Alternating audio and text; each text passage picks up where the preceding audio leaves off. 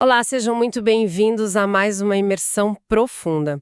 Hoje a nossa investigação entra num território que, para ser bem sincera, parece quase ficção científica. Tem horas que assusta um pouco mesmo. Assusta, né? Mas a verdade é que está acontecendo agora mesmo, nas mesas de recursos humanos por todo o mundo. A nossa missão nesta análise de hoje é explorar como as empresas, como elas tentam decodificar o comportamento humano antes mesmo de uma contratação acontecer. O famoso antes do aperto de mãos. Exato.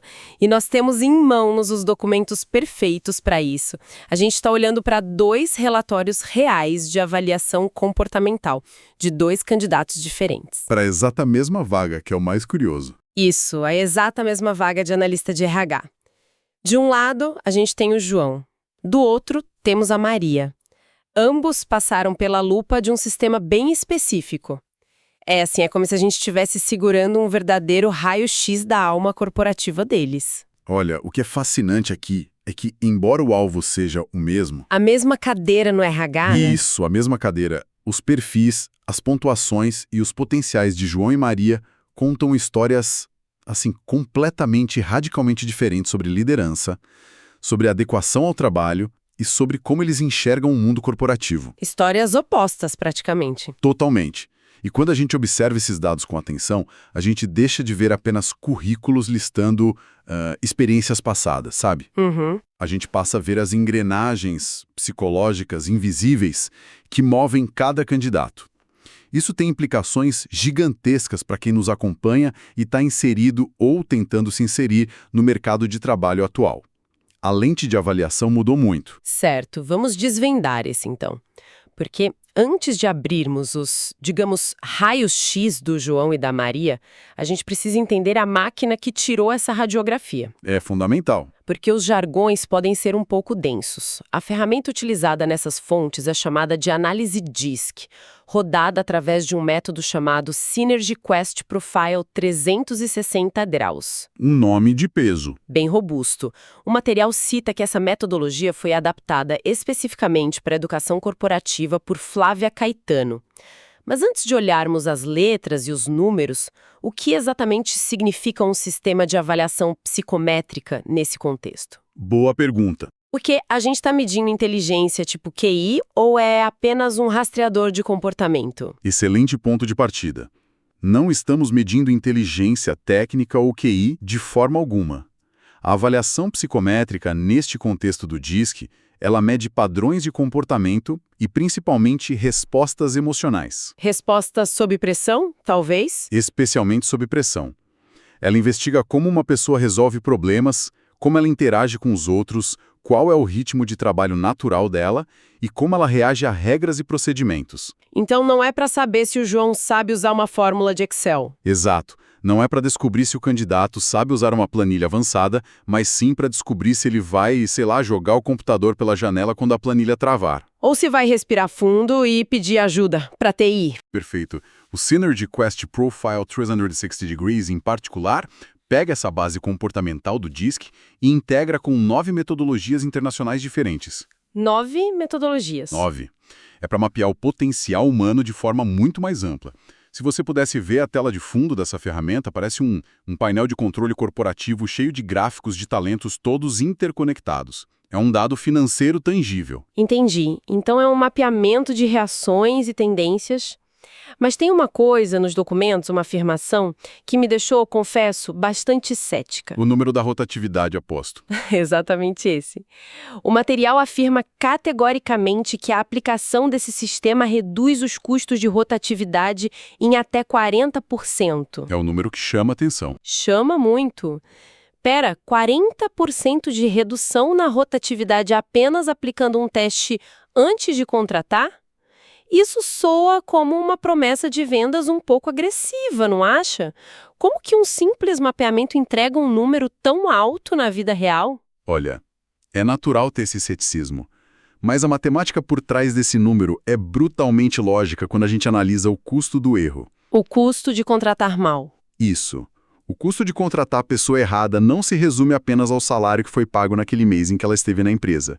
Envolve o tempo gasto pela liderança em entrevistas. Verdade. O custo do treinamento, da integração, o impacto negativo no clima da equipe quando alguém não se adapta, a perda de produtividade geral e, claro, os altos custos rescisórios. E aí você recomeça todo o processo de seleção. Uma bola de neve de prejuízos. E o que o candidato entrega naturalmente, a pessoa sofre menos desgaste mental. Ela engaja mais rápido através de um plano de desenvolvimento individual, o PDI, e fica muito mais tempo na empresa. Uma perspectiva e tanto. Fica muito mais claro quando a gente coloca na ponta do lápis o custo de um ambiente de trabalho disfuncional.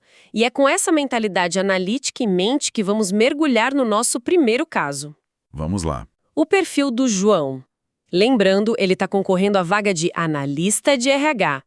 Olhando para os números gerais dele, o João apresenta um score geral de 58%. O sistema classifica isso como bom. Um perfil consistente. Isso, consistente.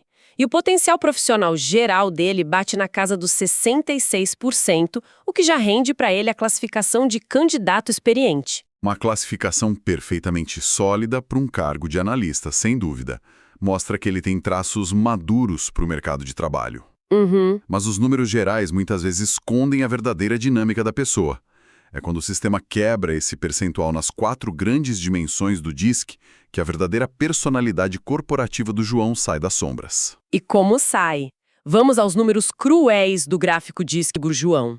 E aqui peço que a nossa audiência preste muita atenção nestes contrastes, porque são gigantes. O D, que representa a dominância, o foco em resultados, está bem alto, batendo 75%. Bem alto. O S, de estabilidade, que mede a paciência e a previsibilidade, está estratosférico, cravado em 80%. Altíssimo. O C, de conformidade, que olha para regras e detalhes, fica ali num confortável meio termo, com 52%.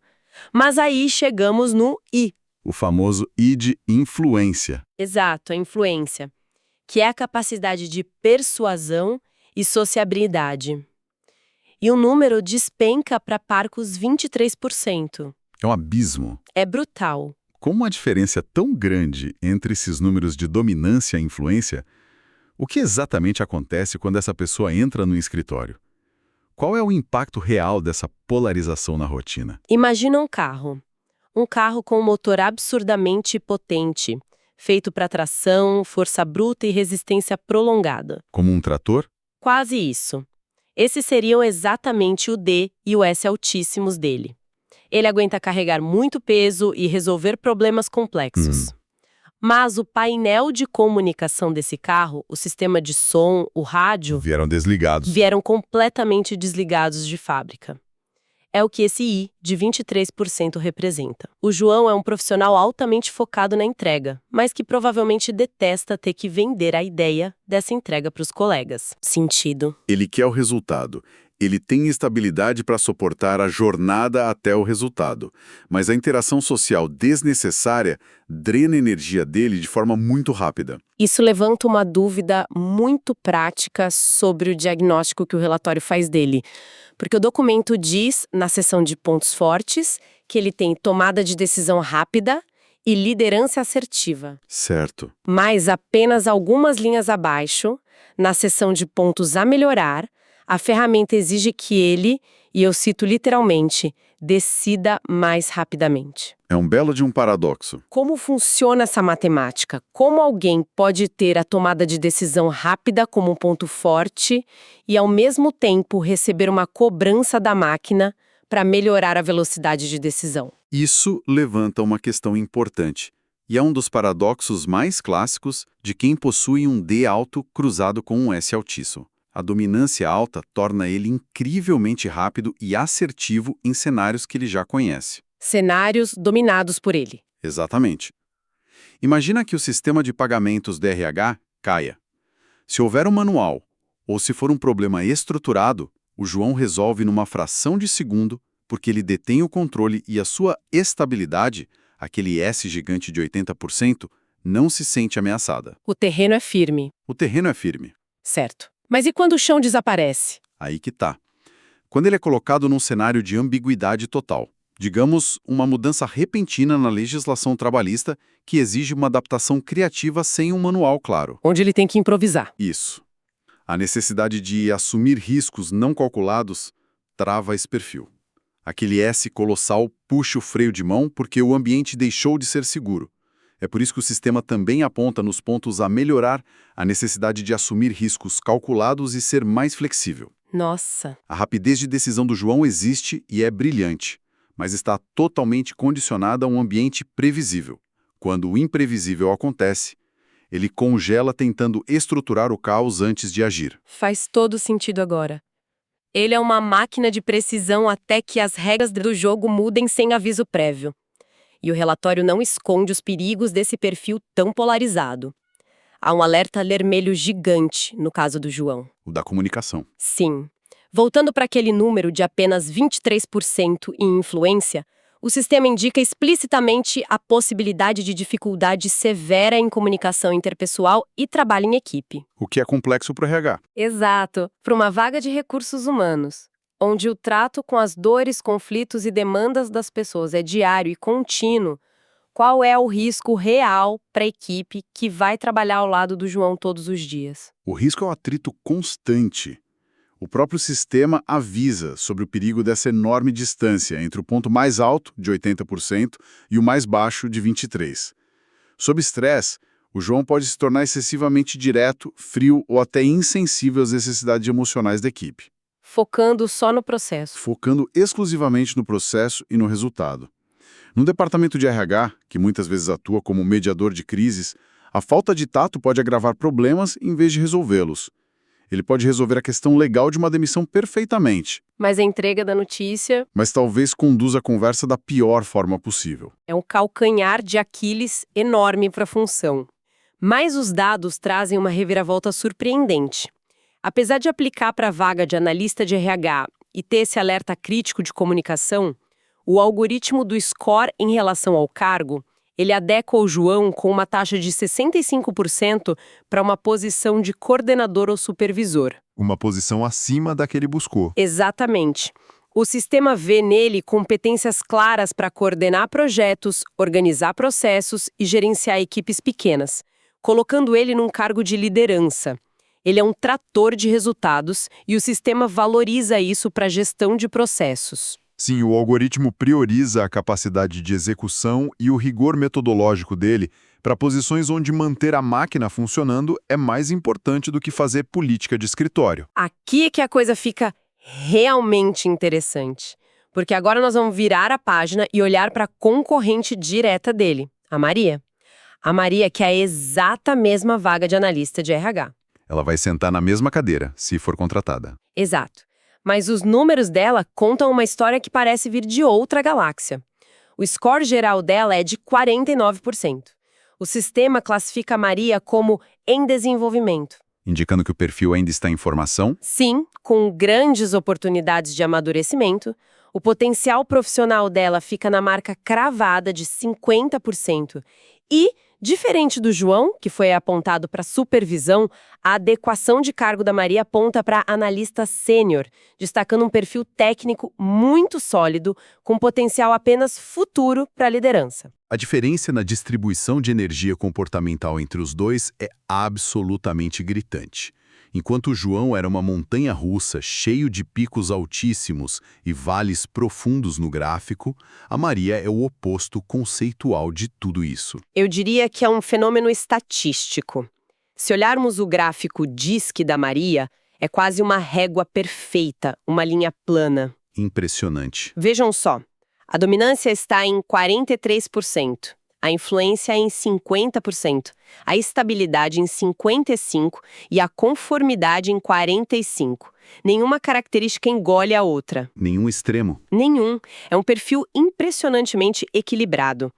Mas o que a ausência total de extremos diz sobre o comportamento dela em comparação com o trator focado em resultados que é o João? Um gráfico tão plano assim na metodologia DISC revela o que a gente chama de perfil camaleônico. Ou altamente adaptável, né? Isso.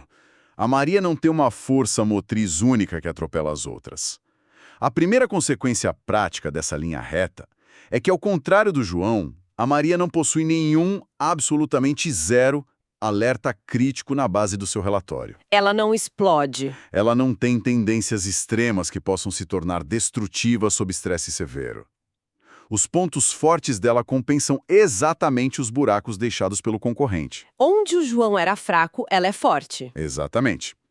Onde o João tinha alertas graves e dificuldade de comunicação com seus 23% de influência, os pontos fortes da Maria incluem comunicação persuasiva, criatividade e inovação e excelente relacionamento interpessoal. Ela transita bem em todos os cenários sociais. Ou no escritório. Mas a máquina sempre encontra algo para pontuar. Não existe perfeição no mundo corporativo. Qual foi a contradição que o sistema apontou no raio-x da Maria? Porque eu notei algo muito curioso na seção de melhorias dela também. Sim, perfis equilibrados também têm seus fantasmas. Assim como vimos no caso do João, a Maria possui o seu próprio paradoxo diagnosticado pelo sistema. Qual seria? Na lista de pontos fortes dela, consta de forma clara e inegável: paciência e diplomacia. Uma ótima virtude. Uma virtude clássica e esperada de um perfil que tem a estabilidade como ponto ligeiramente mais alto ali, nos seus 55%. Porém, ao olharmos os pontos a melhorar, a quarta instrução do sistema é, literalmente, desenvolver mais paciência. Como assim? Se a candidata dos sonhos, alguém que não vai causar confusão no escritório, mas a máquina sempre encontra algo para pontuar. Não existe perfeição no mundo corporativo. Qual foi a contradição que o sistema apontou no raio-x da Maria? Porque eu notei algo muito curioso na seção de melhorias dela também. Sim, perfis equilibrados também têm seus fantasmas.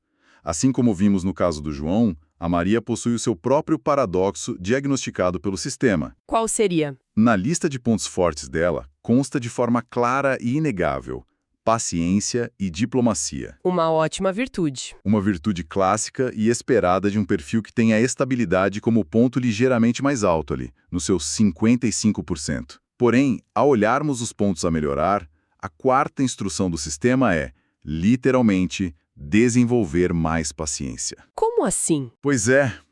Além disso, o documento pede que ela aprenda a ouvir mais antes de agir, mesmo tendo escuta ativa e a paciência listadas como suas melhores competências logo acima. Parece um enigma escrito por um robô confuso.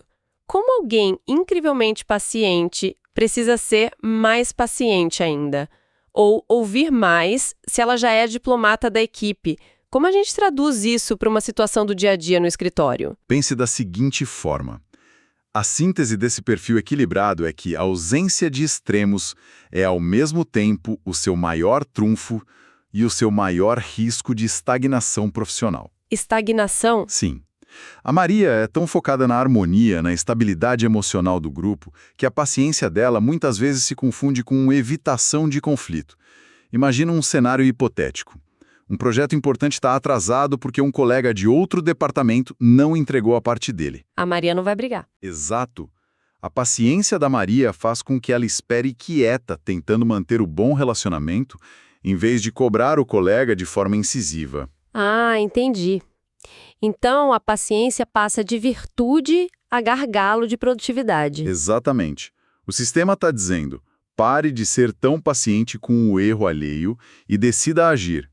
Como ela não tem uma dominância alta para bater na mesa, sob pressão corporativa, a ausência de um traço muito forte pode fazê-la hesitar infinitamente. Ou explodir na hora errada. Ou, ironicamente, quando finalmente forçada a agir, ela pode agir precipitadamente para restaurar a paz, apenas para acabar com o desconforto do conflito rápido. Nossa, isso é muito sutil. Muito. É por isso que o sistema também exige nas recomendações dela que ela assuma riscos calculados e decida mais rapidamente. Perfis como ela, que se adaptam a tudo, precisam de acompanhamento regular e cobrança externa. Para não sumirem no fundo da sala. Exatamente para não ficarem confortáveis demais, sendo o suporte de todo mundo e esquecendo de protagonizar as próprias entregas. É fascinante ver como uma aparente falta de defeitos gritantes e um mar de harmonia podem ser por si só um ponto cego perigoso para o desenvolvimento de uma carreira. Totalmente. Agora que mapeamos o João, o nosso executor implacável e silencioso, e a Maria, a nossa diplomata que foge do conflito, a gente precisa colocar esses dois perfis lado a lado, Vamos para a aplicação prática de toda essa montanha de dados? Apesar de serem como água e vinho, há uma base comum inegável entre os dois candidatos. Sim, a estabilidade. O fator S é a âncora de ambos. Exato. Ambos têm o fator S como sua característica primária, a mais alta de seus respectivos gráficos. O João tem incríveis 80% e a Maria tem 55%. Pico do gráfico de cada um. Isso. E é impressionante constatar que, por causa dessa dominância do S em comum, a seção de recomendações dos dois relatórios, que são documentos que descrevem pessoas totalmente diferentes, é absolutamente idêntica, copiada e colada. Um espelho perfeito ali. Para os dois, o sistema recomenda posicionar em funções que valorizem confiabilidade e previsibilidade, proporcionar um ambiente estável com mudanças graduais e bem comunicadas, desenvolver a assertividade através de treinamentos contínuos e considerá-los fortemente para funções de suporte técnico ou atendimento. O que revela muito sobre como esses algoritmos operam. Como assim? Isso mostra uma certa padronização de caminhos de desenvolvimento baseada exclusivamente no traço primário de comportamento, independentemente das nuances complexas do resto do perfil. A máquina vê o S no topo e aciona o protocolo de estabilidade. Então, o que tudo isso significa? Para quem está do outro lado da mesa tentando fechar uma vaga, ou mesmo para quem está tentando entender como sua própria candidatura é lida e fatiada por esses sistemas. Temos duas pessoas altamente qualificadas, recomendadas pela ferramenta para cargos até maiores do que a vaga que está em aberto. Sim, potencial eles têm. Mas com essências e formas de trabalhar que habitam extremos opostos do espectro corporativo. Como uma empresa toma essa decisão? Se conectarmos isso com um cenário mais amplo da gestão estratégica de talentos, a grande lição que emerge dessas fontes é que a seleção de pessoas deixou de ser sobre quem é genericamente o melhor candidato. O melhor no sentido clássico. O conceito de melhor morreu. Passou a ser sobre o que o ecossistema da empresa precisa naquele exato micromomento da sua história. A contratação de João ou de Maria não vai apenas preencher uma vaga, vai ditar a cultura futura daquele departamento de RH. O impacto vai muito além da cadeira que eles vão ocupar. Profundamente além. O João traz para a mesa uma precisão inegável, uma lealdade férrea aos processos, um foco obsessivo em resultados práticos e a capacidade real de coordenar a longo prazo. A máquina funcionando. Sim, mas ele vem com o custo embutido de potencialmente polarizar o ambiente, criar ruídos com outros setores e demandar uma gestão muito cuidadosa dos atritos de comunicação. E a Maria? A Maria, por outro lado, traz uma harmonia que pode ser indispensável. Uma escuta ativa genuína, diplomacia para mediar crises e um potencial criativo que o João não possui. Porém, ela exigirá tempo, paciência e mentoria da própria liderança para ser desenvolvida, já que seu perfil está em formação e ela precisará ser constantemente empurrada a assumir riscos e não ceder sempre para evitar conflitos. É a velha balança corporativa, né? Entre buscar um resultado bruto e imediato, custe o que custar, versus investir na construção de um ambiente colaborativo e de longo prazo. Precisamente. A verdadeira decisão do gestor de RH que encomendou esses testes não se baseia em quem tem o maior score geral. Baseia-se em perguntar para o próprio espelho da empresa. Qual é o nosso momento agora? Um momento de guerra ou de paz? Exato. Estamos no meio de uma crise brutal, precisando reestruturar processos falhos, cortar custos e aprovar mudanças difíceis, onde a tomada de decisão fria, rápida e isolada do João é vital para a nossa sobrevivência operacional. Ou o contrário. Ou estamos num momento de expansão pacífica, construindo uma nova cultura focada no bem-estar, precisando do tecido conjuntivo harmonioso, persuasivo e acolhedor que a Maria oferece com tanta facilidade. A ferramenta psicométrica não toma a decisão pela empresa, ela apenas ilumina o peso e as consequências de cada escolha a longo prazo. Que jornada impressionante pelos bastidores da contratação moderna. Nós entramos nesses relatórios esperando ver apenas gráficos frios e pontuações padronizadas e saímos com uma compreensão profunda de como esses mapeamentos comportamentais se tornaram tão cirúrgicos e detalhados. São minuciosos demais. Como vimos tão claramente na discrepância dos perfis do João e da Maria, essas ferramentas capturam as menores nuances da nossa mente de trabalho, desde a nossa tolerância natural a assumir riscos no escuro, até a velocidade de milissegundo em que tomamos uma decisão quando o sistema cai. São verdadeiras radiografias em movimento da psique profissional. E isso reforça para qualquer pessoa que nos acompanha e está refletindo sobre a sua própria carreira, o valor inestimável de buscar conhecer o seu próprio perfil comportamental. Com certeza. Não para aceitar um rótulo definitivo e se limitar a ele, mas para entender as próprias contradições internas em diferentes cenários. Perceber que a sua maior virtude, seja a execução implacável do João ou a diplomacia acolhedora da Maria, pode ser lida pela máquina e pelo mercado de trabalho como o seu calcanhar de Aquiles, dependendo exclusivamente do contexto da empresa, é um nível de autoconhecimento que muda o jogo. Muda tudo. É o que transforma um bom profissional num profissional estratégico. Sem dúvida alguma. E para encerrar nossa imersão de hoje, quero deixar um pensamento provocado por tudo que discutimos.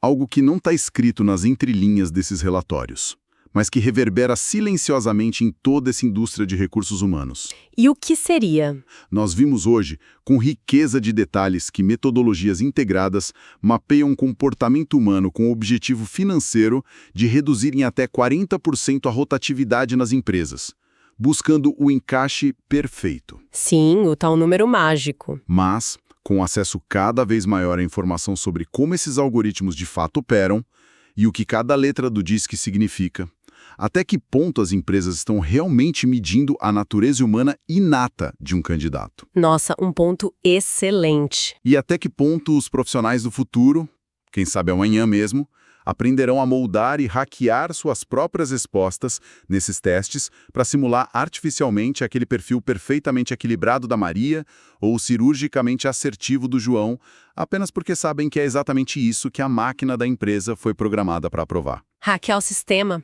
Exato. A fronteira entre revelar uma personalidade autêntica e realizar uma adaptação estratégica de sobrevivência corporativa está ficando cada vez mais invisível a cada novo software lançado. Fica a reflexão para todos nós. Que provocação sensacional para fecharmos nossa análise de hoje com a mente a 1000 por hora. A avaliação nunca para, seja pelo sistema, seja por nós mesmos. Continuem curiosos, continuem investigando os bastidores do nosso mundo e a gente se encontra na nossa próxima imersão profunda. Até lá!